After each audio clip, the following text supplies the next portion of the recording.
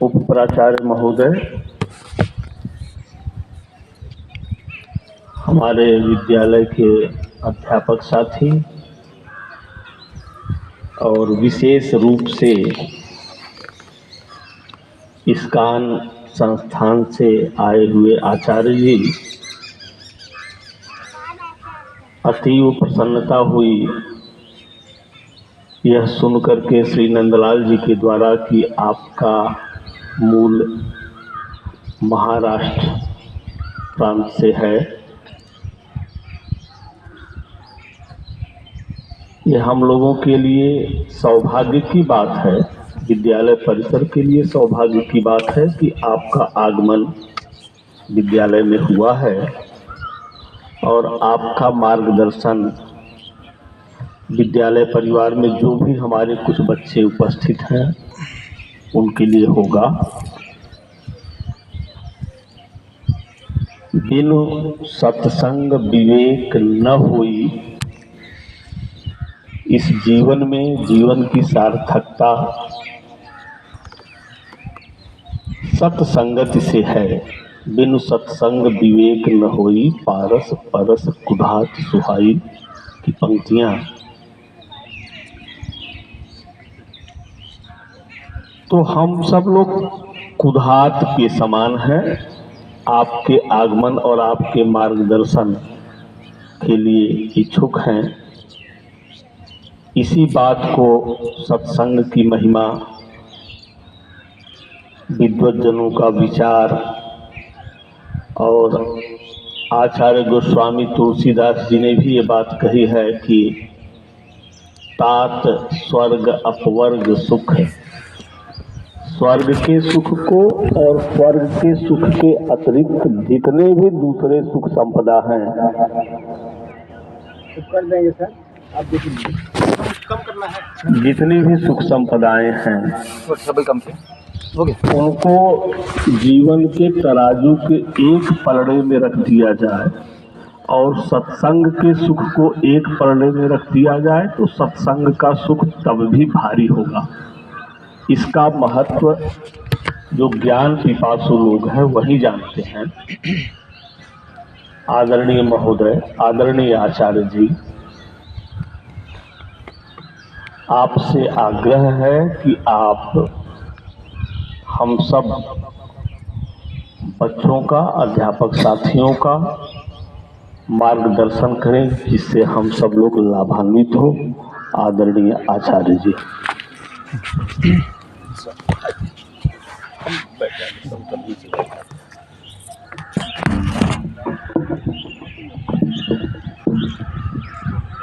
Sir wish all good morning. Sir शायद जानते नहीं होंगे कि मैं नवोदय विद्यालय पढ़ाई किया हूँ, इसलिए वो बताए नहीं, लेकिन हमें जो खुशी है विशेष यहाँ आने की ये है कि कुछ सेवा का मौका हमें मिला है। क्योंकि नवोदय समिति जो पहले से सबको गाइडलाइन देती है, क्या बोलते हैं, शिक्षा आइए, हाँ सेवा से जाइए। हम तो बहुत 28 साल हो गए नवोदय छोड़कर, लेकिन जो संस्कार थोड़ा विचार नवोदय से मिला था वही हम जीने का प्रयास कर रहे हैं। कि बीटेक के बाद जो मैं 8 साल लेक्चरशिप किया था इंजीनियरिंग कॉलेज में पुणे मुंबई में, तो उसके बाद हमें पहले से तो मन में था ही कि हमें शादी नहीं करना है और समाज के लिए कुछ सेवा करनी है। सोशल लाइफ का पहले से स्वभाव था, सामाजिक जीवन जीने का। तो इसलिए हमने 2012 में इस्कॉन मुंबई जो संस्था है वहाँ पर आश्रम ज्वाइन कर लिया सेवा के लिए। और समिति का हेडक्वार्टर जो अपना है नवोदय समिति हेडक्वार्टर, जो उसके joint commissioner Shri T Gopal Krishna sir हैं, वो मुझे लेटर भी दिए हैं कि मैं नवोदय के बच्चों की कुछ सेवा कर सकता हूँ। मतलब परमिशन तो हमने मांगी थी कि हमें जाना है सेवा के लिए, वो बोले कि अच्छी बात है आप जाइए। तो मैं आज तक पिछले 3 साल में 20 राज्यों में देश के 7 नवोदय विद्यालय के जो विभाग होते हैं, संभाग होते हैं, उसमें 8 जो है उसमें 7 संभागों में 240 नवोदय लगभग जा चुका हूँ। तो ये बड़ा एक हमें अनुभव आया है सेवा का कि जीवन की महानता, जीवन की सफलता कुछ सेवा करने में है। सत्संग उसके लिए है कि हम जानें कि जीवन का सुख समाधान किस में है, वो सेवा करने में है। तो आपने कभी प्रेयर गाया भी होगा, गाते भी होंगे, दया कर दान भक्ति का हमें परमात्मा देना। उसमें आगे आता है, हमारा धर्म हो सेवा, हमारा कर्म हो सेवा, सदा ईमान हो सेवा, हमें सेवक बना देना। तो सेवक बनना सबसे बड़ी बात है। एक एम्प्लॉय बनना कोई बड़ी बात नहीं है। नौकर, नौकरी लेके नौकर बनना कोई बड़ी बात नहीं है।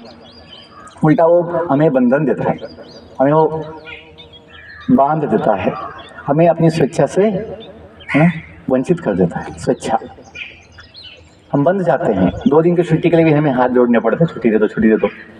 नवोदय में तो बहुत कठिन होता है, मुझे पता है। समिति मतलब जो छुट्टी पाना बड़ी मुश्किल होती है। मतलब मुद्दा ये है बोलने का उद्देश्य। आप लोग माइग्रेशन वाले हैं? नहीं, यहीं के हैं? यहीं के। क्या माइग्रेशन होता है? होता था, अभी 1 साल तो सस्पेंड हुआ है। कहाँ से था? कश्मीर, केरल। ओके, हाँ। तो आप लोग होली में गए थे, जल्दी आ गए। आपको पढ़ाई का अच्छा महत्व है नहीं, हमें है ना स्कूल में टाइम पे जाना है, ज़्यादा छुट्टी लेके फ़ायदा नहीं है। तो आप अच्छी बुद्धिमान हैं। तो हाँ, तो मैं बोल रहा था कि जो आनंद हम चाहते हैं जीवन में, जो सुख चाहते हैं, समाधान चाहते हैं, 2 दिन का नहीं, टिकने वाला, सदा होने वाला, वो सेवा करने में है। क्यों सेवा करना है? क्योंकि हम जो है उसका स्वभाव ही सेवा है। हम जो है उसका स्वभाव क्या है? सेवा। तो हम कौन है वो भी जानना चाहिए। आप बोलेंगे सर जो मैं ये बॉडी दिखता है वो तो वही तो हूँ, जो आईने में दिखता है या लोग देखते हैं बॉडी, हाँ इतना हाइट है, इतना ऐसा नाक है, ऐसा बाल है, ऐसा कलर है, तो ये अपनी पहचान मूल नहीं है, मूल पहचान नहीं है। इतना तो हम समझ सकते हैं, मनुष्य जो है इतना तो बुद्धिमान होता है, समझ सकता है कि शरीर ये बचपन से या जन्म से ही हमेशा बदलते रहता है। और कुछ समय पहले शरीर था भी नहीं, जन्म से पहले शरीर था भी नहीं, तो कुछ समय के बाद शरीर होगा भी नहीं। तो अपनी पहचान बॉडी होती है, लेकिन वो बदलती रहती है हमेशा। लेकिन अपनी न बदलने वाली पहचान, सदा होने वाली पहचान, वो जीव की है, आत्मा की है, जो हम चाहते हैं कि हम सदा जिए। आप मुझे बताइए, बूढ़ा बनना कोई चाहता है? या आपके विषय में बोलता हूँ, आप बूढ़ा बनना चाहोगे? हाँ, बूढ़ा बनना चाहोगे? नहीं चाहते। बूढ़ा बनना क्या, सफ़ेद बाल हो जाए तो ना लोग टेंशन में आ जाते हैं, काला करते रहते दिन, क्योंकि दिखने में भी हम बूढ़ा दिखना नहीं चाहते। सोचने की आवश्यकता है। क्यों? क्योंकि हम जो है वो कभी बूढ़ा बनता ही नहीं है। इसलिए बॉडी बूढ़ी हो ही जाती समय के साथ। और बचपन से हम बोलते भी है, this boy is 5 years old। English में क्या बोलते हैं? This boy is 5 years old बोलते हैं, यंग नहीं बोलते हैं। 2 दिन का बच्चा भी होगा, डॉक्टर हॉस्पिटल में बोलते हैं this baby is 2 days old। मतलब जन्म से ही हम बूढ़े होते ही जाते हैं। बुढ़ापे की व्याख्या क्या है? ये नहीं कि बाल सफ़ेद हो गए तो बूढ़ा हो गया, नहीं। बुढ़ापे की व्याख्या होती है जो व्यक्ति मृत्यु के निकट है, जो व्यक्ति मृत्यु के निकट है वो बूढ़ा है। तो आप मुझे बताइए, मृत्यु के निकट कौन है? प्रत्येक जीव है। जिसने जन्म लिया है वो मृत्यु के निकट हमेशा होता है। यहाँ कल क्या हो किसने जाना। हाँ, ये तो जो सत्य है कि कोई जानता नहीं कि कौन अगले पल क्या हो जाए। क्यों? ये दुनिया बड़ी अनिश्चित है, इसका स्वभाव ही है, ये बदल नहीं सकता कोई। यहाँ कल क्या हो किसने। तो हमें बुद्धिमान होकर स्वयं को जानना चाहिए। आप मुझे बताइए, स्वयं को जानने का मतलब क्या है? स्वयं को जानने का मतलब है कि 5-6 सवाल यदि हमको हमें पूछे तो हमें जवाब पता होना चाहिए। कौन से 5-6 सवाल है, ध्यान दीजिए कि कोई यदि हमसे पूछे कि आप जो आए हो दुनिया में कहाँ से आए हो, पहला सवाल, हमें जवाब पता होना चाहिए। दूसरा सवाल, आप जो हो वो कौन हो, मतलब आपकी पहचान क्या है। आप ये जो चीज़ बोल रहा हूँ ये परमानेंट के हिसाब से बोल रहा हूँ, शाश्वत, कि हम कहाँ से आए, मतलब हम कौन है, अपनी पहचान क्या है। आप बोलेंगे मेरा नाम ये है, मेरा बॉडी में ऐसा फोटो ये है, ये तो बदलता रहेगा, नाम बदलते भी जाते हैं। आप किसके हो, आप किसके हो, परमानेंट। हम दुनिया के हैं, फैमिली के भी हैं, नवोदय के भी हैं, थोड़े समय के लिए। तो कोई सोचे कितने समय के लिए हो, वो कोई बोलता नहीं है, क्योंकि गारंटी नहीं है कौन कितने समय के लिए किसका है। तो हम परमानेंट किसके हैं। तीसरा सवाल, चौथा सवाल, हम इस दुनिया में आए हैं, हम क्यों आए हैं, सवाल तो होना चाहिए। जैसे बच्चों को यदि पता ना हो नवोदय में क्यों आए हैं तो टाइम पास करने वाले हैं, उनकी बुद्धि भटक जाएगी, क्योंकि पता ही नहीं कि मैं क्यों आया नवोदय में, टाइम पास करने वाला होगा बच्चा। चौथा सवाल। पांचवा सवाल, हम कितने समय के लिए आए हैं, अपना प्लानिंग कितना समय का है। ये बात तो नहीं है सदा के लिए होंगे, नहीं। हम कहीं भी जाते हैं तो टाइम का बड़ा ध्यान होता है। जैसे बच्चे भी एग्ज़ाम के लिए जाएंगे, उनको पता है पेपर कितने घंटे का होगा, कितने बजे होगा, कब वो वापस आएंगे, सब कुछ टाइमिंग होता है। टाइमिंग का बड़ा इम्पोर्टेंट है ना, इम्पोर्टेंस है। तो कितने समय के लिए हम प्लान बना के यहाँ पे आए हैं पता तो चाहिए। ये नहीं बस जैसे पशु जीते हैं, जब तक बॉडी चलेगा जिएंगे, जब बंद हो जाएगा चले जाएंगे। पशु ऐसे जीता है। पशु सोच प्लानिंग नहीं कर सकता पशु कि मैं कितने समय के लिए रहूँगा। पशु अंतिम समय, अंतिम सवाल, छठा सवाल, यहाँ जब छोड़ने का समय आएगा मुझे कहाँ जाना चाहिए, मैं कहाँ जाऊँ। आप बोलेंगे क्यों सोचने की आवश्यकता है, जब समय आएगा तब देखेंगे, जहाँ भी ले जाना ले जाओ। ये तो पशु जैसे हो गया कि जहाँ हमें अपना कोई चॉइस ही नहीं है, अपना कोई विचार ही नहीं है कि हम कहाँ जाना चाहते हैं और हम कहाँ जाना चाहिए। तो वो कुछ सवाल पूछा, ये आत्मज्ञान के विषय में है, लेकिन थोड़ा सोचें, इसकी बड़ी आवश्यकता है। आज की जो समस्याएं समाज में, अपने जीवन में, इसलिए हैं कि लोग स्वयं के विषय में ये कुछ भी नहीं जानते। मुझे बताइए, ये कोई नवोदय का बच्चा, नवोदय में जो आया एडमिशन लेके 6ठी में, वो ये ना जाने वो बच्चा कि वो कहाँ से आया है। आप लोग तो शायद अवश्य जानते होंगे या भूल गए। नवोदय की इसे हवा लगी सर,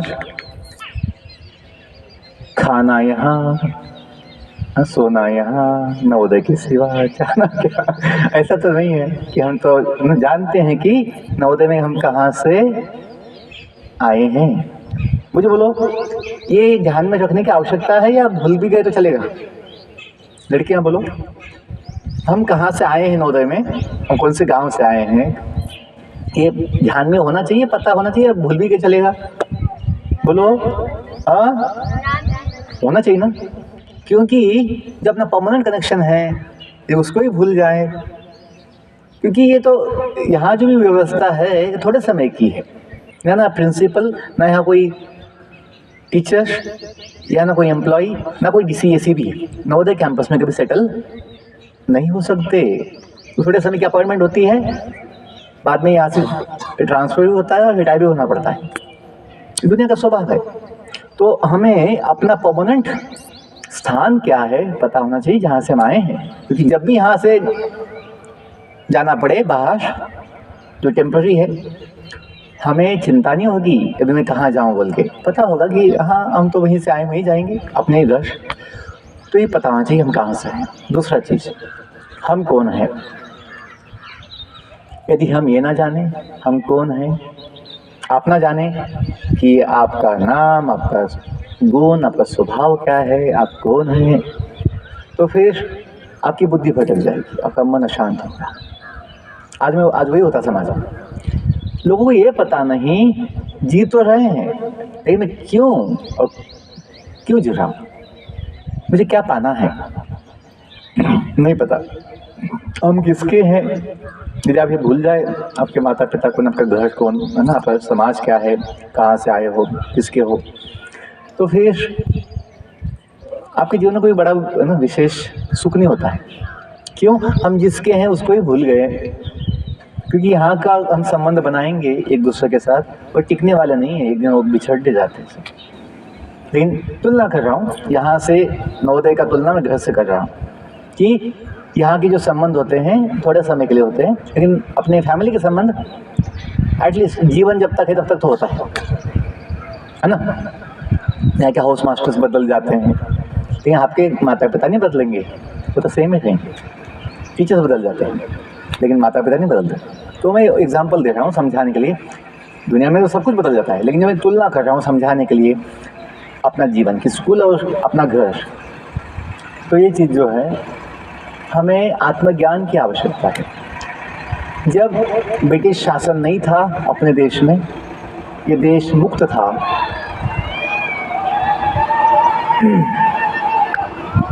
तो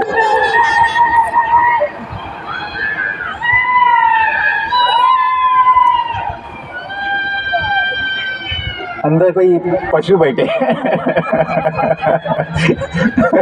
बच्चे तो है लेकिन पशु भी है भेड़ बकरी लगी हुई है। एनीवे, तो ये दुनिया का आज समस्या है कि लक्षण जो है, लक्षण ऐसे हो गए हैं कि लोगों को ऊपर सवाल आएगा कि आवाज़ किसकी है पशुओं की है कि किसकी है। देखिए, अपनी कीमत जो है समाज में, थोड़ा समय लूँगा, मैं ज़्यादा समय लूँगा तो, लेकिन जो भी आवश्यक बातें हैं जीवन के लिए, अपने स्वयं के लिए, कि हम क्या सोचते हैं। मैं जो बोल रहा था, ब्रिटिश शासन, ये देश गुलाम होने से पहले इस देश में जो शिक्षा पद्धति था उसे बोलते थे गुरुकुल शिक्षा पद्धति, और वो बड़ी ताकत थी अपने देश की, क्योंकि वहाँ पर केवल जीविका कमाने के लिए शिक्षा नहीं थी, जीवन की शिक्षा दी जाती थी। बाकी जो तो जीविका के लिए जो भी आवश्यक था वो भी सिखाते थे, लेकिन मुख्य उद्देश्य था जीवन की शिक्षा दी जाए बच्चों को। शिक्षा का मुख्य उद्देश्य वही होता है कि जीवन समझाया जाए, बच्चों का सही तरह निर्माण किया जाए, अच्छे संस्कार, अच्छे विचार दिया जाए, तो ये जीवन में सुख आएगा, समाज में कुछ अच्छा है ना माहौल बनेगा। अभी क्या हो गया है, ब्रिटिश शासन के बाद शिक्षा पद्धति बदल दी गई। मैकॉले और जो मैक्स मिलर थे, इन्होंने समझा था कि इस देश को गुलाम बनाना है, कमज़ोर बनाना है, तो इनकी शिक्षा पद्धति बदलनी होगी, इनका सिलेबस बदलना होगा, इनका संस्कृति बदलना होगा, तो ये सदा के लिए गुलाम बन सकते हैं। और वैसा ही हुआ है।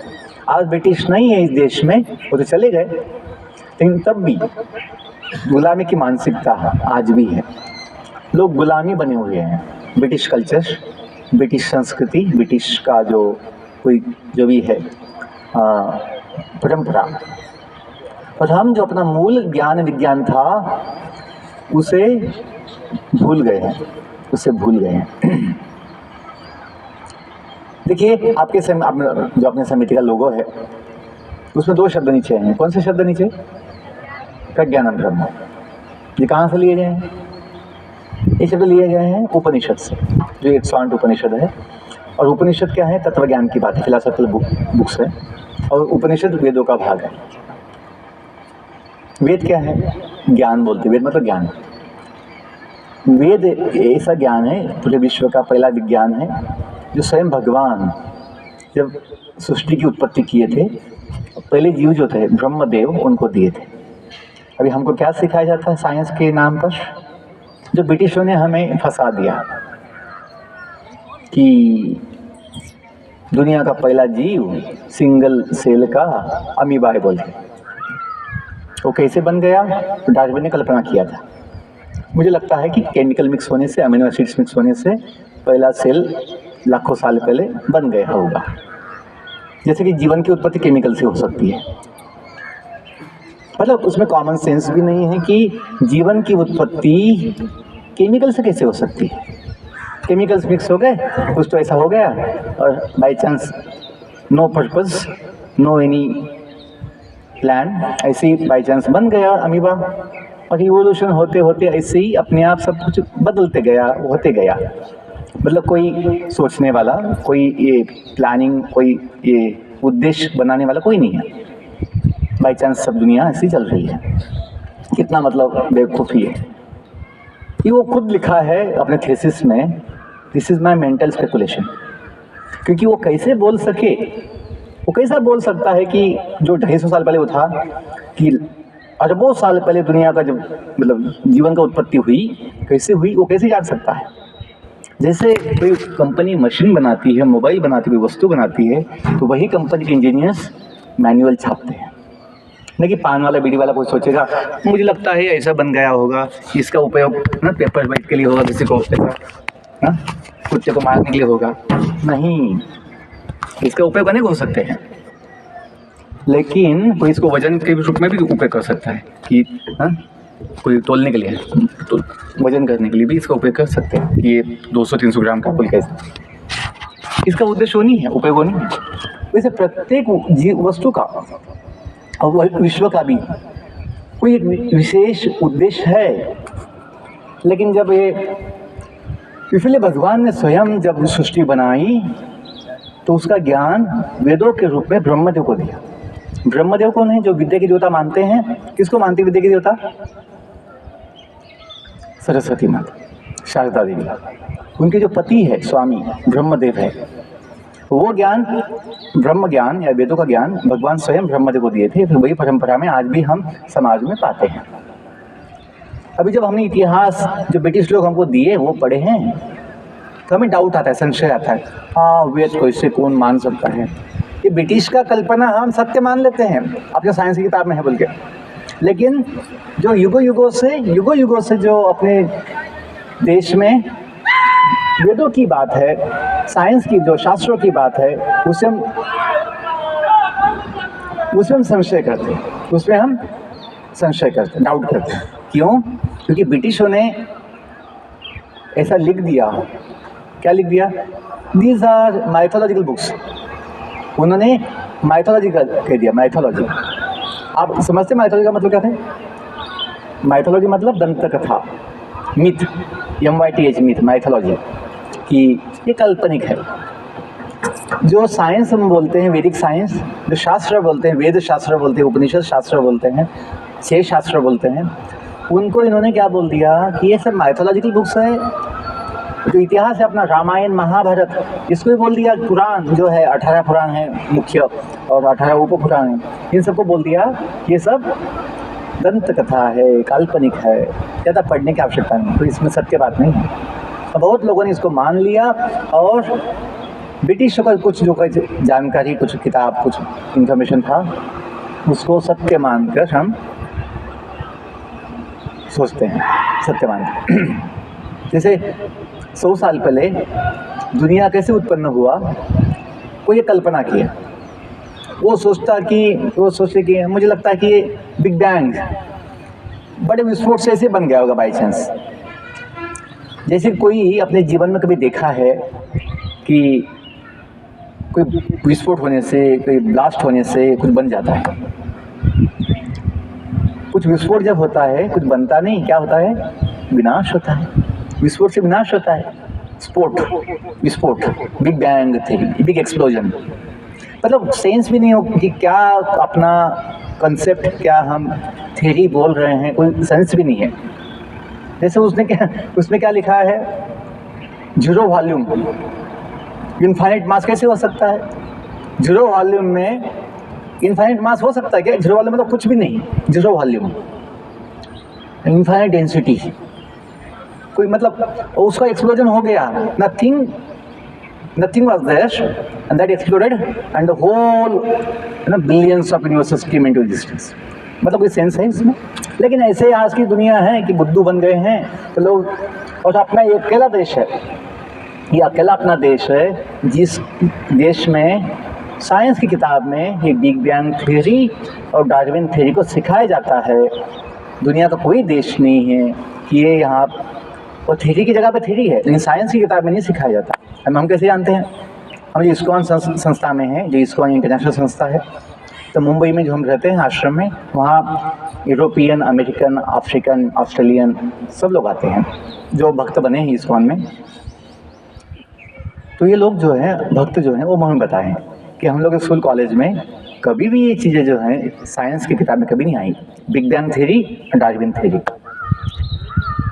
वो लोग बाइबल पढ़ते हैं, वो अपना शास्त्रों का जो भी धर्म मानते हैं वो अपना पढ़ते हैं, लेकिन हमें गीता, भागवत, वैदिक साइंस जो वेद है, जो एक अपना मूल ज्ञान विज्ञान था, उससे वंचित कर दिया।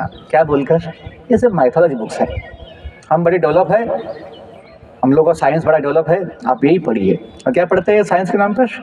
कल्पना ही पढ़ते हैं। एटम, मॉलिक्यूल फिजिक्स, केमिस्ट्री में यही चल रहा है। मैथ्स के नाम पर क्या पढ़ते हैं? जिनका अपने वास्तविक जीवन में कोई ज़्यादा उपयोग भी नहीं है।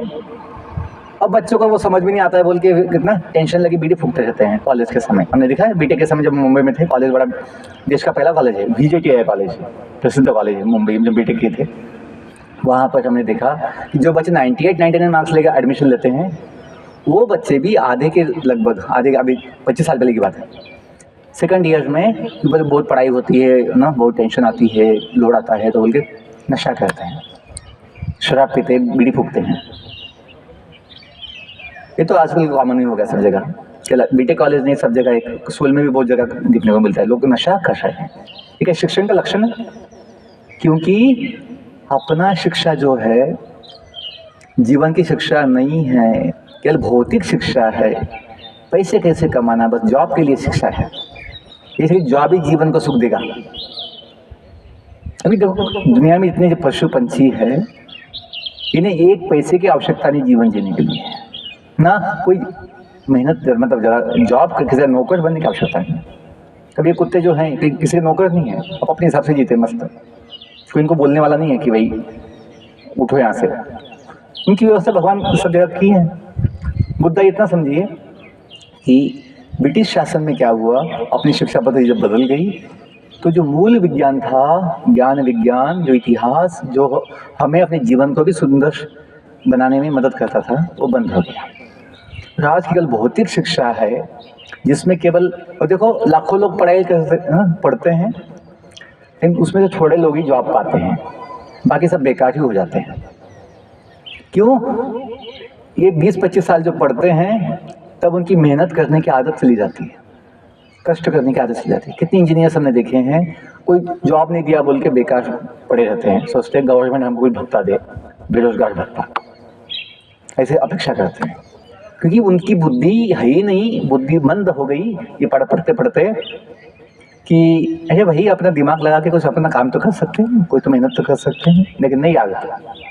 बिना पढ़ा लिखा गांव का व्यक्ति भी बहुत हज़ारों कमा लेता दिन का, और जो इतने पढ़े लगे MBA डॉक्टर इंजीनियर भी कभी बहुत समय जॉब कोई दिया नहीं बोल के MBA वाले बेकार बैठते हैं। बोलने का मतलब ये है कि ये भौतिक शिक्षा जो है अपूर्ण है, अधूरी है। हमें जीवन की शिक्षा आवश्यक है। इसलिए शासन जो अभी जो है सरकार, केंद्र सरकार, वो भारतीय ज्ञान परंपरा, इंडियन नॉलेज सिस्टम IKS, इसका सिलेबस बनाई है कि बच्चों को इस शिक्षा के साथ साथ, मैं नहीं बोल रहा कि शिक्षा बेकार है, शिक्षा आवश्यक है, लेकिन इससे ज़्यादा अति आवश्यक जीवन की शिक्षा भी आवश्यक महत्वपूर्ण है। वो इंडियन नॉलेज सिस्टम का उद्देश्य वही है IKS, कि हम ये शिक्षा पढ़ते पढ़ते जीवन को भी समझे। क्योंकि IKS में मुख्य आधार क्या है? वैदिक साइंस। क्योंकि वैदिक साइंस में physics, chemistry, maths, architecture, engineering, कलाएं, अर्थशास्त्र, नीतिशास्त्र, राज्यशास्त्र, ये सब, एस्ट्रोलॉजी, एस्ट्रोनॉमी, ये सब होते होते मेडिकल, अपना लाइफ साइंस भी है, जीवन शास्त्र, जिसे हम आध्यात्म शास्त्र बोलते हैं। अध्यात्म क्या है? जीवन का अभ्यास। तो जो मैं अभी तक थोड़ा चर्चा किया, 5 मिनट में बोलता हूँ कि जीवन का जो मुख्य विज्ञान है वो ये है कि हम जो है जीव, उसका विज्ञान। हम बायोलॉजी को हिंदी में बोल रहे थे जीव विज्ञान, लेकिन वो जीव विज्ञान नहीं है, वो शरीर का विज्ञान है, वो बॉडी साइंस है, बॉडी पार्ट्स का स्टडी है। एनिमल स्टडी तो बोलते जूलॉजी, प्लांट स्टडी बोलते तो बॉटनी, ह्यूमन स्टडी बोलते तो एनाटॉमी, लेकिन जीवन का कोई विज्ञान उसमें नहीं है। वो तो बॉडी को जीव मान लेते हैं। बॉडी और डेड बॉडी भी होती है, बॉडी डेड बॉडी भी होती है उस, लेकिन उसमें जीवन नहीं होता। ये मेडिकल साइंस जो MBBS MD MS को जो भी सिलेबस होता है हमने देखा है, इसमें केवल बॉडी फंक्शन स्टडी है, बॉडी पार्ट स्टडी है, लेकिन जीवन का जो आधार है, मन, बुद्धि, अहंकार, जो शक्तियाँ हैं और जो जीवन जिसकी वजह से है जीव, इसका कोई उसमें ज्ञान की बात नहीं है। इसलिए डॉक्टर्स जो हैं पढ़ाई ना MBBS के समय ही बहुत लोग नशा के शिकार हो जाते हैं, क्योंकि वो समझ नहीं पाते कि संयम बड़ा आवश्यक है। केवल बॉडी स्टडी होने से कोई बुद्धि जगने वाली नहीं है। जीवन का ज्ञान होगा तो बुद्धि जगेगी, विवेक बढ़ेगा। सर जो बोले सकते कि विवेक बड़ा आवश्यक है। विवेक का क्या काम होता है? विवेक का काम होता है सही गलत का भेद समझना, सही क्या है गलत क्या है। आज सब पढ़ लिख के लोग इतना समझ नहीं पाते, क्या खाना चाहिए क्या नहीं खाना चाहिए, क्या बोलना चाहिए क्या नहीं बोलना चाहिए, क्या देखना चाहिए क्या नहीं देखना चाहिए, क्या सही है क्या गलत है। यदि इतना भी सेंस यदि शिक्षा से नहीं आता है, और शिक्षा का मतलब ही क्या है? क्या जॉब तो वैसे सबको मिलने वाला ही नहीं है, मिलता ही नहीं है, थोड़े लोगों को मिलता है, बाकी लोग बेकार ही घूमते हैं और आशा लगे कि कोई हमें जॉब दे दे ऐसा बोल के। तो ये कितना मतलब दुर्भाग्य है देश का कि आत्मनिर्भरता नहीं है, स्वयं का कोई शक्ति नहीं है, आत्मबल नहीं है कि हम अपनी बुद्धि जगाकर हजार काम कर सकते हैं, अच्छा काम कर सकते हैं। आज समाज में जिनको मानते हैं बड़े महापुरुष, इन्होंने ऐसी शिक्षा जो अभी आज हम पढ़ते हैं वो नहीं होते हुए भी समाज के लिए बड़ा काम किया, बड़ा योगदान किया है, बड़ा सेवा किया। वो पूजनीय है, समाज के लिए वंदनीय है। तो वैसे ही बोलना है कि यदि हम थोड़ा जीवन को समझे तो पढ़ाई भी आसान होगी, जो भी पढ़ना है आपको, जो भी बनना है वो भी आसान होगी। क्यों? मन शांत होगा। कोई भी अच्छे काम करने के लिए क्या चाहिए? दो चीज़ चाहिए, आवश्यक है। मन शांत चाहिए और बुद्धि जगी होनी चाहिए। आज के लोगों की बुद्धि सोई पड़ी है, बॉडी तो जगा हुआ है लेकिन बुद्धि सोई पड़ी है। तो आग लगाते हैं अपने खुद को, बीड़ी पीते हैं, सिगरेट पीते हैं, ड्रग्स लेते हैं, शराब पीते। क्यों? क्योंकि बुद्धि सोई पड़ी है। यदि विवेक और बुद्धि जगी होती तो समझ पाते सही क्या है गलत क्या है, फायदा किसमें है नुकसान किसमें है। तो मैं जो बोलते बोलते जो बोल रहा था, प्रज्ञानम ब्रह्म का मतलब, अब किसी को पता है प्रज्ञानम ब्रह्म का मतलब क्या होता है? नहीं पता होगा। तो इसका मतलब यह है ज्ञान जो अनेक प्रकार का होता है, सब प्रकार का ज्ञान होता है, उसमें सबसे प्रसिद्ध प्रज्ञानम। प्रज्ञा भी एक शब्द है, लेकिन ये शब्द लिए गए हैं ज्ञान के लिए, ना कि प्रज्ञा के लिए, ज्ञान के लिए। विद्यालय में जो ये शब्द लिए गए हैं प्रज्ञानम, ज्ञान की बात है ना, तो ज्ञानम प्रज्ञानम सबसे प्रसिद्ध प्रख्यात ज्ञान, महान ज्ञान, उत्तम ज्ञान। प्रज्ञानम क्या है? ब्रह्म ज्ञान। पहले ज्ञान आ गया है तो ब्रह्म के आगे ज्ञान नहीं लिखा है कि डबल हो जाएगा बोल के। संस्कृत की ऐसी विशेषता होती है, कम से कम शब्दों में बड़ा संदेश दिया जाता है। प्रज्ञानम ब्रह्म ज्ञान सबसे महान ज्ञान है। ब्रह्म किसे कहते हैं? जो हम स्वयं है। पीछे बोलिए, अहम ब्रह्म अस्मि, अहम ब्रह्मास्मि।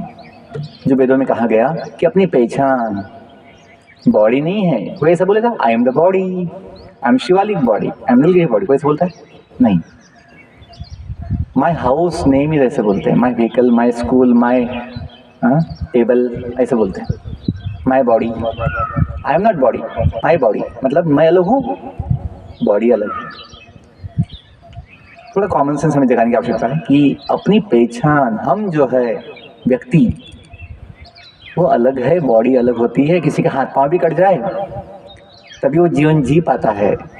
जीवन हाथ पांव से नहीं है, जब तक जीव है बॉडी में तो जीवन होता है। किसी के हाथ पांव सब कुछ है, लेकिन जीव चला जाए तो घर वाले बॉडी को एक दिन भी नहीं रखते। क्यों? जो था अपना वो चला गया, बॉडी का काम क्या काम का है? तो समझिए कि वैल्यू किसकी है? बॉडी की नहीं, हम जो है उसकी वैल्यू है, आत्मा की वैल्यू है, जीव की वैल्यू है। हाँ, बॉडी की भी वैल्यू है। कब तक? जब तक हम बॉडी में है। हम बॉडी छोड़ दे तो बॉडी है ना, जीरो वैल्यू का है। इतना समझिए कि अपना सुख जो है, अपना सुख, समाधान, जीवन का आनंद बॉडी में नहीं है, अपने पास है। जो आत्मा है, जो जीव है, बॉडी का सुख बस लगता है, टिकता नहीं, दिखता है, बस लगता है हाँ मुझे खाने से बहुत सुख मिलेगा। नहीं, वो तो बस थोड़े समय का होता है, जब तक भूख होती है वो थोड़ा स्वाद लगता है। लेकिन जो आत्मा का सुख होता है वो सदा का होता है, क्योंकि आत्मा परमानेंट है, आत्मा अविनाशी है, बॉडी नाशवान है। बॉडी का कौन से क्षण क्या हो जाए बोल नहीं सकते। हमने दुनिया में देखा भी है, होता ही ऐसे, किसी की हत्या हो जाती है कभी, कि बाढ़ में उसकी मृत्यु हो जाती है, फिर भूकंप में खत्म हो जाता है व्यक्ति। भूकंप होते हैं, बादल फटते हैं, बाढ़ आती है, कुछ भी हो सकता है, हत्या होती है, अभी युद्ध चल रहे हैं। तो ऐसे होता है कि जी बॉडी का खत्म होने में कोई टाइम नहीं लगता। कभी कभी शॉक लग जाता है किसी को, नहीं इलेक्ट्रिक शॉक लग जाता है, एक्सीडेंट्स हो जाते हैं। तो लेकिन जो हम चाहते हैं सदा जीना, क्यों चाहते हैं? क्योंकि हम जीते हैं, आत्मा जो है जीती है। ये बात कौन बताया है? मॉडर्न साइंस तो नहीं बोलता। मेडिकल साइंस आत्मा होती है इतना भी समझ नहीं पाते, क्योंकि वो सोचते हैं आंखों से दिखना चाहिए। लेकिन ऐसी लाखों चीज़ें हैं जो आंखों से दिखती नहीं है, हवा, शब्द, ऐसे लाखों चीज़ें हैं। सूक्ष्म जीव कितने हैं हमें दिखते नहीं, लेकिन तो होती है। या कोई लड्डू है, लड्डू कितना मीठा है, आंखों से दिखता है क्या? उसकी देखने की पद्धत अलग होती है। वैसे ही आत्मा को देखने की चीज़, देखने की पद्धत अलग है। क्या चीज़ है? आत्मा का लक्षण बताया गया है गीता में, भगवत गीता जो सारे वेदों का सार है। आत्मा का लक्षण है चेतना, कॉन्शियसनेस। डेड बॉडी में सब पार्ट्स होते हैं, सब कुछ केमिकल्स होते हैं, लेकिन कॉन्शियसनेस नहीं होता है, चेतना नहीं होती है, तो डेड हो जाती है, हम बोलते हैं अनकॉन्शियस है डेड बॉडी। अपने बॉडी में कॉन्शियसनेस है, चेतना है। क्यों? क्योंकि ये चेतना आत्मा का लक्षण है। जैसे ये बॉडी हम जो बोलते हैं इसको, ये भी बॉडी है, हाँ, स्टील बॉडी, आयरन बॉडी। ये बोलते हैं, हम इसे नॉन लिविंग बोलते हैं, निर्जीव। क्या बोलते हैं? और हम कौन कहलाते हैं? सजीव, लिविंग। जिसमें जीव है वो सजीव, जिसमें जीव नहीं है निर्जीव। कैसे समझ में आता है इसमें जीव है नहीं? क्यों समझते हैं? इसमें कॉन्शियसनेस, चेतना नहीं है, हम में कॉन्शियसनेस है। प्लांट्स में भी कॉन्शियसनेस होती है, चेतना होती है, फीलिंग्स होती है, इमोशंस होते हैं। ठीक है, अंतिम बात ये समझो कि अपना जीवन जो इतना अनमोल है, महान है, क्यों? क्योंकि हम जो है जीव, वो अविनाशी है और भगवान का अंश है। अहम ब्रह्मास्मि, अपनी पहचान आत्मा की है, जीव की है। देखो शब्द कैसे होते हैं, हम बोलते हैं ना आत्मविश्वास चाहिए। क्या चाहिए? आत्मविश्वास, मतलब स्वयं पे विश्वास। आत्मविश्वास का मतलब क्या था बेटा? स्वयं पर विश्वास। तो स्वयं किसे मानते हैं हम? बॉडी को। मेरा हाइट बढ़िया है, मुझे कॉन्फिडेंस आएगा। मेरा कलर बहुत अच्छा है, कॉन्फिडेंस आएगा। मेरा साइज, वजन अच्छा है, कॉन्फिडेंस आएगा। बॉडी से कॉन्फिडेंस नहीं आता। बहुत समय बॉडी से हमें नर्वसनेस आती है, हमें कॉन्फिडेंस नहीं होता है।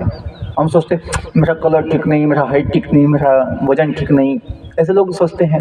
उनको कॉन्फिडेंस कम होता है बॉडी की वजह से, क्योंकि बॉडी में दोष होते हैं, हमेशा कमियां होती है। तो लोग स्वयं को जो बॉडी मानते हैं उनमें कॉन्फिडेंस नहीं होता। लोग सोचते मैं बहुत छोटा हूँ, मैं बहुत अभी बहुत बूढ़ा हो गया हूँ, मेरा कॉन्फिडेंस कम हो गया है। जब स्वयं को बॉडी समझते हैं तो अपना कॉन्फिडेंस कम हो जाता है। हम बॉडी नहीं है।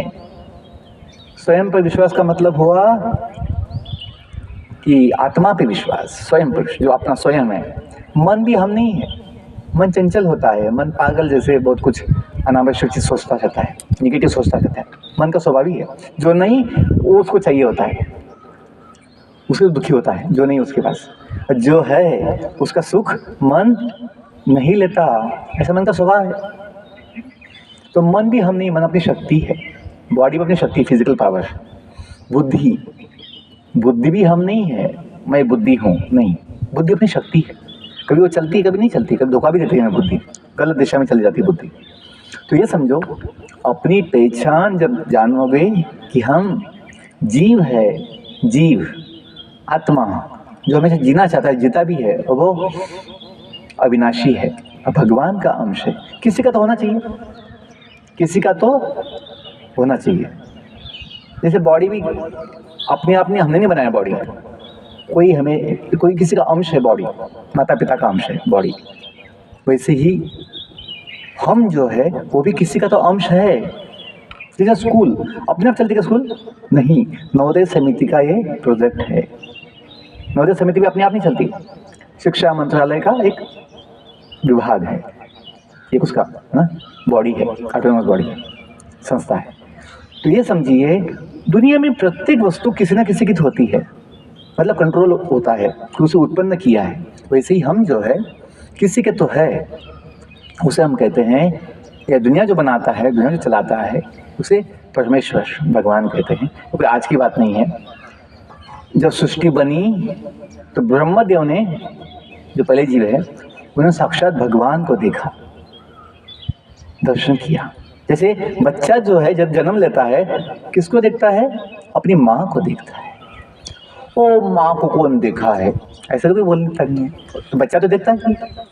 वैसे ही जब ब्रह्मदेव का जन्म हुआ, कमल के ऊपर, जो भगवान विष्णु के नाभि से कमल आता है, कमल के ऊपर ब्रह्मदेव, चतुर्मुखी ब्रह्म जो है, 4 मुख वाले, इनका जन्म जो होता है अभी सब ब्रह्मलोक में जो है, वो देखे भगवान को, हाँ ये मेरे माता पिता है। फिर उन्होंने स्तुति की है भगवान की, उसे कहते हैं ब्रह्म संहिता।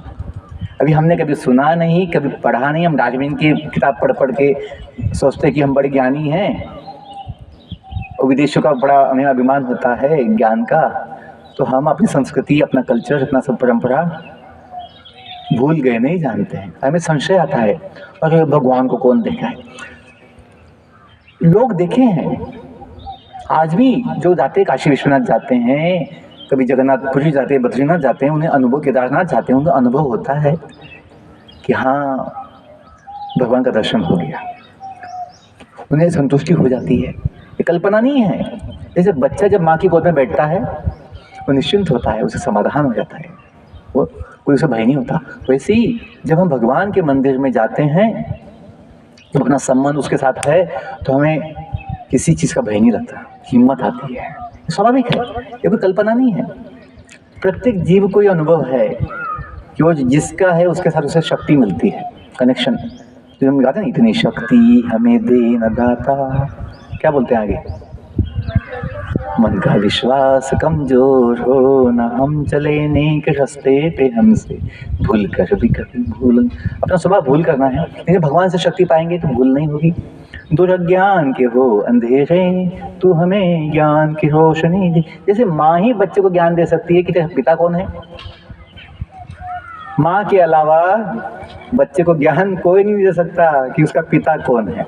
वैसे ही वेदों के अलावा, शास्त्रों के अलावा जो स्वयं भगवान दिए हैं, दुनिया बनाया किसने है, दुनिया कौन चलाता है, दुनिया का स्वामी कौन है, कोई नहीं बोल सकता। ये साइंटिस्ट जो किताब अपना बीड़ी पीते है ना, कुछ रिसर्च करते हैं, नशा करते करते रिसर्च करते हैं विदेशों में, ये लोग थोड़ी दुनिया बनाने वाले को पहचान सकते हैं। दुनिया बनाने वाले जब ज्ञान देगा कि वो कौन है, कैसा है, कहाँ है, उसने दुनिया क्यों बनाई, तब ज्ञान होता है। जब हमने 25 साल से भगवद गीता 1000 बार पढ़ी है, आज भी पढ़ते हैं, सारे वैदिक साइंस जो किताबें हमने पढ़ी है, तो हमें अनुभव आया है। ये सत्य बात है कि ये कोई कल्पना नहीं है। और उसी पर अपनी वैल्यू सिस्टम, मूल्य व्यवस्था, अपने संस्कार, अपनी परंपराएं बनी हुई है। हम जो बोलते हैं कि हम सब भारतवासी भाई बहन हैं, ऐसे बोल दिया क्या? इसे आधार अपनी वैदिक साइंस बुक्स है, जिसमें हम समझते हैं हम सबका एक माता पिता है। बॉडी के माता पिता सबके अलग अलग है, लेकिन हम तो बॉडी नहीं है, पहले चर्चा कर लिया हमने। हम तो आत्मा है, जिन सबका, केवल मनुष्य नहीं, सारे जीवों का माता पिता एक भगवान है।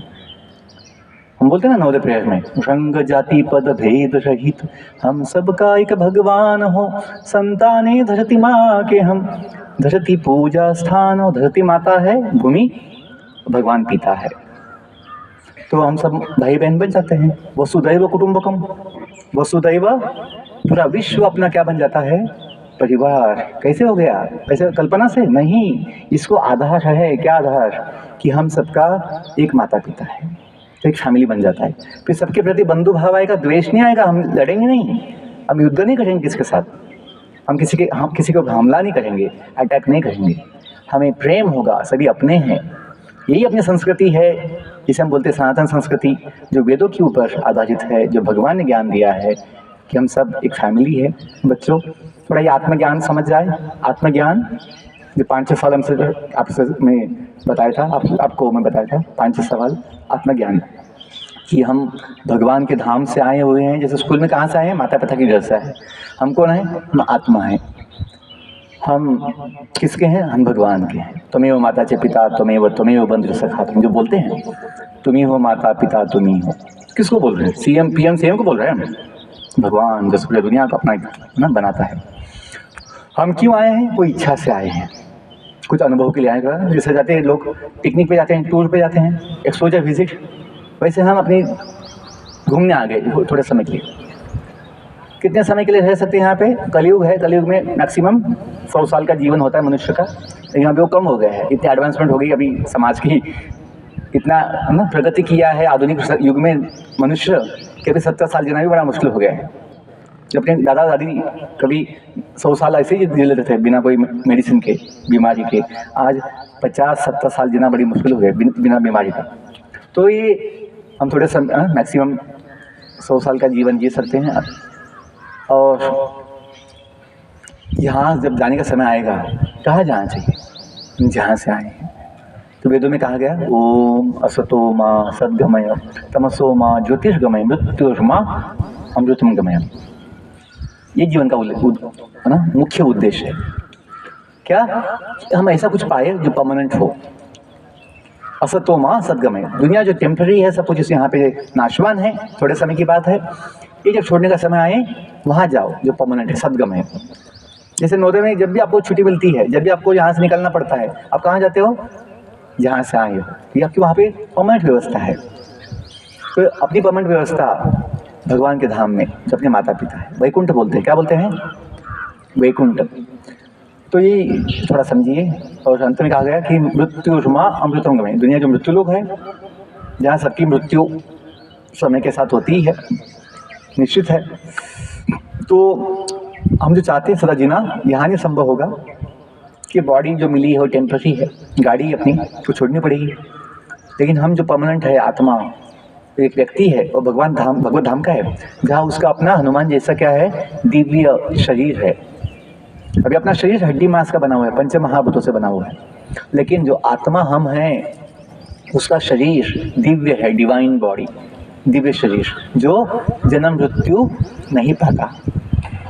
आत्मा का जन्म भी नहीं है तो मृत्यु भी नहीं है, क्योंकि भगवान का अंश है, भगवान का एक्सपांशन है, एक्सपांशन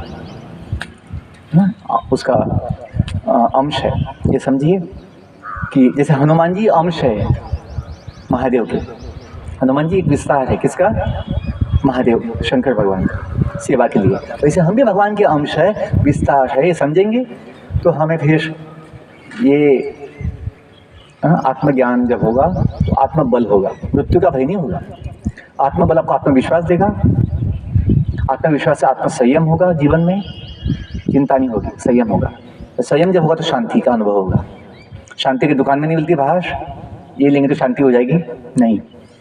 संयम जब होगा, इच्छाओं पे संयम, वाणी पे संयम, अपने मन पे संयम, अपनी इंद्रियों पे संयम, भावनाओं पे संयम, तो फिर शांति की अनुभूति होती है। जब शांति होती है तो सुख समाधान भी मिल जाता है। सुख समाधान दुनिया में बहुत दिखता है बाहर, टिकता नहीं है। टिकने वाला सुख समाधान तो अपने पास ही, क्यों, आत्मा जो है उसका स्वभाव क्या है, सच्चिदानंद। बोलो सत, सत चित आनंद, 3 चीजें हैं सच्चिदानंद। सत मतलब अविनाशी, सत्य, न बदलने वाला सत्य। बॉडी बदलता रहता है, ये हम नहीं बदलते। आपकी माँ कभी नहीं बोलेगी कि बेटा तुझे जन्म लेके आई थी वो अलग थी, क्या मेरी बच्ची बस वो थी जन्म जो लेके आई थी, आज जो नवोदय में पढ़ती हूँ मेरी बच्ची नहीं है, नवोदय की हो गई, ऐसे नहीं बोलेंगे। क्यों, बॉडी बदलने से व्यक्ति बदलता नहीं, ये समझिए। तो उस आत्मा सत्य है, न बदलने वाला। आप कितने बूढ़े हो जाओ, बड़े हो जाओ, आपकी माता पिता क्या बोलेंगे, ये मेरी बच्ची है, ये मेरा बेटा है, बच्चा है। क्योंकि जन्म जो लेके आया था छोटा बच्चा, आज जो बड़ा बूढ़ा हो गया है, वो व्यक्ति एक ही है, वो बदलता नहीं, समझी इसको। किसी का हाथ पाँव भी कट जाए, घर वाले नहीं बोलेंगे हमारे आदमी को 2 हाथ था 2 पाँव था, अभी इसका हाथ पाँव नहीं है, हमारे आदमी नहीं है। तो ये बोलता है नहीं, क्योंकि आदमी हाथ पाँव से नहीं होता, जो अंदर एक व्यक्ति है जो बदलता नहीं। समझिए कितनी बड़ी बात है। सत्य, आत्मा सत्य है, न बदलने वाला सत्य। दुनिया भी नाशवान है, जो एक समय बनती है नष्ट हो जाती है प्रलय के साथ। लेकिन हम जो है भगवान के धाम से जो आए हैं, भगवान जैसे सत्य शाश्वत चित चिन्मय, आत्मा चिन्मय है, चित शक्ति कि वो ज्ञानी है, स्वयं ज्ञानी है। तो शिक्षा का मुख्य उद्देश्य होता है जो ज्ञान अपने पास ही है आत्मा का, उसे बाहर प्रकट करना।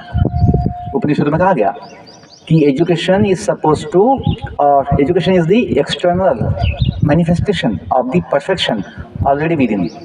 अपने आत्मा के अंदर जो संपूर्णता है उसे बाहर प्रकट करना, ये शिक्षा का उद्देश्य होता है कि हम स्वयं को आत्म साक्षात्कार लेकर समझे।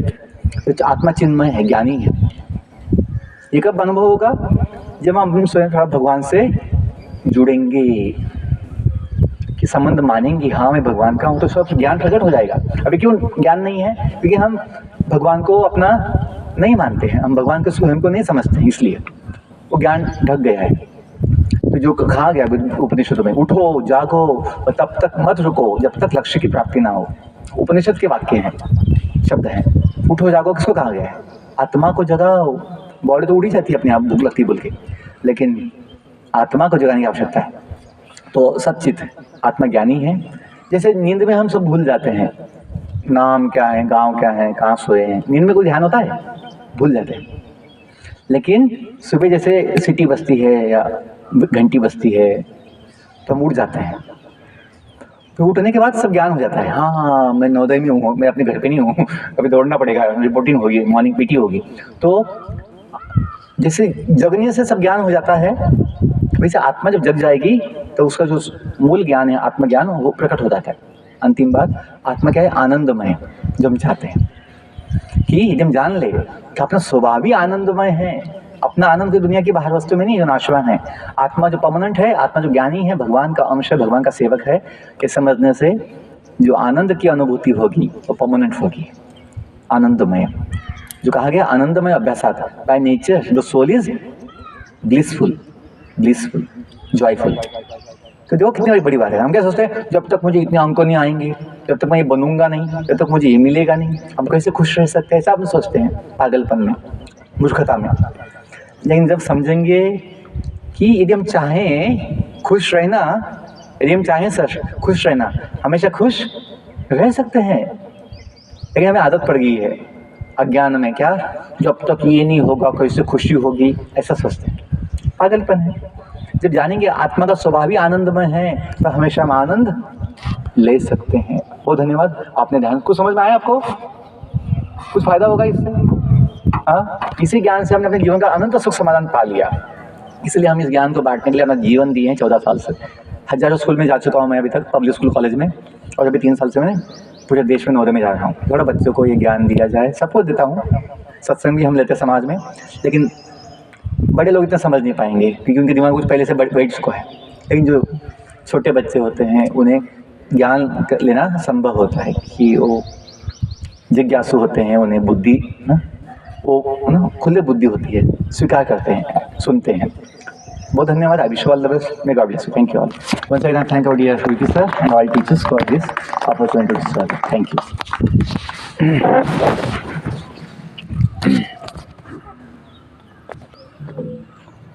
आदरणीय आचार्य जी ने अपने उद्गार, अपने अंतर्मन की बातें, आपने जो कुछ इस्कान संस्थान ने अपने मित्रों से, साथियों से, ग्रंथों से जो कुछ, उसका बहुत ही सीमित भाग हमारे प्रिय बच्चों को और हमें देने का प्रयास किया सब। मैं अपने बच्चों से, खास करके बच्चों से जो 4 से 10 बच्चे आए हैं, इस पूरे उपदेश का जो मैं सोचा समझा, महाराज ने, आचार्य जी ने शुरू किया, शिक्षार्थ आइए और सेवार्थ जाइए। दीवार पर लिखा हुआ है, गुरुजन वर्ग बोलते हैं, हम सुनते हैं, इस कान से निकालते हैं। 6-7 वर्ष बीतता है और हम गेट के बाहर सर्टिफिकेट, कागज का सर्टिफिकेट लेकर चले जाते हैं। विचारणीय बिंदु है, सोचिएगा आप लोग। बार बार अगेन एंड अगेन रिपीट किया जाता है, शिक्षार्थ आइए, समझाया जाता है, सेवार्थ जाइए। आपने क्या शिक्षा हासिल किया और क्या सेवा कर रहे हैं, यहां रह करके क्या सेवा किया और बाहर जाकर के क्या करने वाले हैं। बहुत अति उत्तम उच्च कोटि के विचार सर के हैं, लेकिन उसको समझने के लिए उस स्तर तक हमें और आपको पहुंचने की जरूरत है। सब लोगों को मन मस्तिष्क में, दिल दिमाग में बात करना। सेवार्थ की बात आपने शुरू की। यहाँ कब किसने जाना, ये भी पंक्ति सर ने बोली थी। ये आप लोगों के लिए, हम लोग सबके लिए आचार्य जी ने बातें कही। सेवा भाव, सेवा भाव करके देखिए, सुबह से उठ करके ब्रश, मंजन, बाथरूम, स्नान, ध्यान सब कुछ अपने लिए। सेवा क्या किया, सेवा भाव की बातें आचार्य जी ने बताई। क्या बड़े होकर के ही सेवा होता है? हम बड़े हो जाएंगे डॉक्टर, MBBS, बहुत पैसे वाले, तब समाज की सेवा करेंगे, ऐसा मन। सेवा भाव विद्यार्थी जीवन में भी इसी समय में ही सीखने की जरूरत है। सेवा भाव पशुओं में प्लानिंग नहीं होती।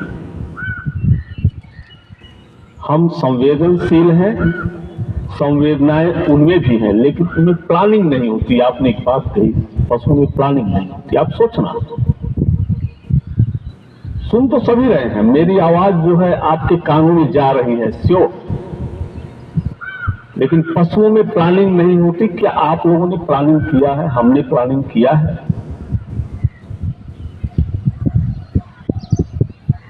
और एक लाइन जाते जाते गुरुजी ने बड़ी मार्मिक बात जो हमने इसका, अंदर कोई पशु बैठे हैं